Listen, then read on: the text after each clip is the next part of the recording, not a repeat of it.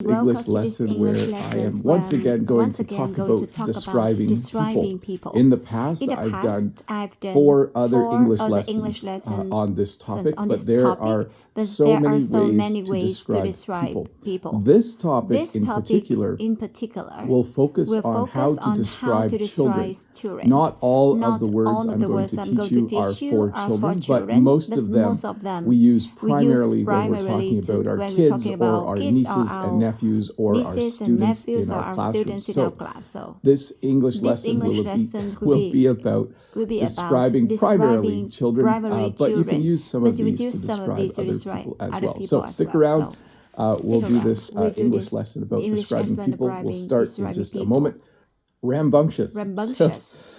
As I mentioned, many of these words we would use to describe children. Okay? When I was a kid, I was rambunctious. When you describe someone as being rambunctious, it means they have a lot of energy and they run around a lot and they jump up and down when they have questions. I do want to remind you too, this is more than a vocabulary lesson. You should listen to the phrases I use whenever I talk about the word, so that you can use them yourself as well. I said when I was a kid, I was rambunctious. When we went to my grandparents' house, my dad would always get annoyed if we ran around like crazy. But we use the word crazy in English to emphasize. When I was a kid, if I ran around like crazy and my face was all red because I was hot from running around, my dad would say to me, "Stop being a crazy kid. Stop being so rambunctious. Grandpa and Grandma don't like it." But my grandpa and grandma would usually be smiling. So it was a funny time, but I was a rambunctious child. I was full of energy.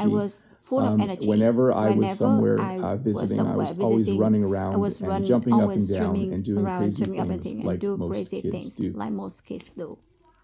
We have another phrase in English. Sometimes we describe a kid or a child as being a handful. So this is neither good nor bad. This can either be good or bad. Sometimes when you say, "Whoa, he's really a handful," maybe you have a nephew or niece or one of your own kids, or you know a child who's 4 or 5 years old that's just always doing things. Like in this picture, I just assume one sister is knitting and the other one is just trying to undo the knitting. So we would describe that child as a handful.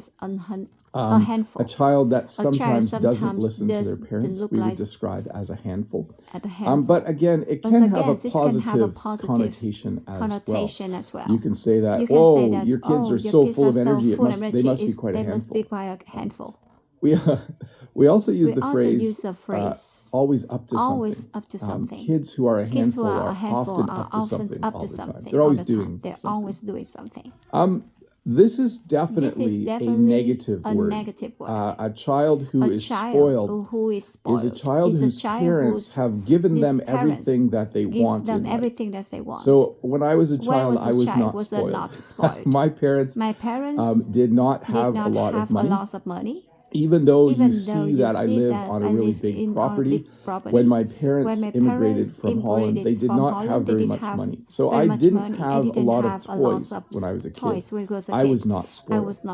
A spoiled child gets every toy they want from their parents. A spoiled child, if they go to the grocery store with their parents, they get every kind of food that they ask for. Like, I want that. So a spoiled child gets everything that they want. I see Lolly in the chat saying, "I was a real handful." Yes, I wonder how some of you were as children, whether you were a real handful or whether some of you were rambunctious as well. I hope none of you were spoiled. Spoiled children who get everything that they want, sometimes end up being spoiled adults. They end up being a little bit entitled. So when you describe someone as being entitled, you could describe children and teenagers and adults as being entitled. It means that they feel like everything should be given to them. A child who is spoiled, in my opinion, a child who gets everything they want when they are a kid, sometimes grows up to be an entitled teenager or an entitled adult. They think that everything should just be given to them. they feel like they're entitled to it. It's kind of a strange personality trait when you are entitled. Entitled people tend to be a little bit difficult to be around. It can be frustrating.